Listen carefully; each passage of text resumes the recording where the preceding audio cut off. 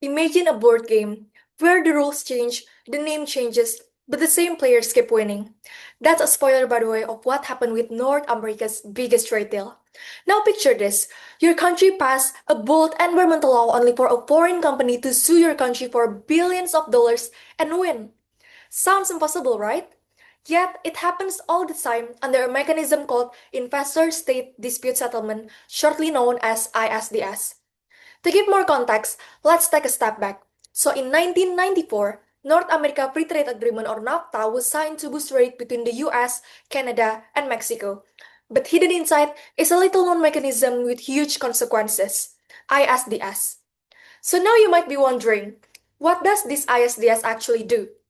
So it allows foreign investors to sue governments when new regulations, even those serving the public interest, are seen as a threat to their corporate profit. So it's actually like a tenant suing the landlord for installing smoke detectors to keep everyone safe. ISDS was absolutely fatal. Under NAFTA, it triggers 41 lawsuits in Canada, 23 in Mexico, and 21 in the US, with nearly 40% of all these cases targeting environmental protection.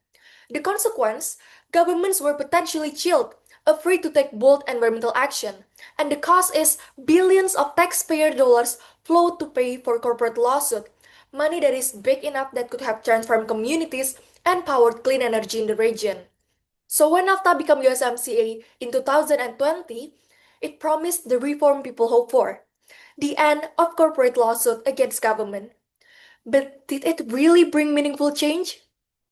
What most people don't realize is that once powerful interests set the rules, they rarely go away.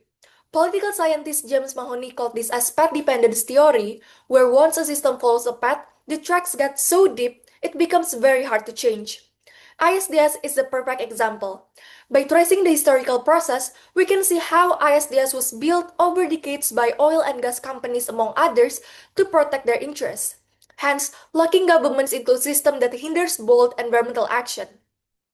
Under USMCA, ISDS persisted under various annexes. Annex 14C is essentially a legacy clause letting investor bring historical claims into the USMCA. And Annex 14E goes further by giving US high polluting sector companies permission to continue challenging Mexico's climate policies.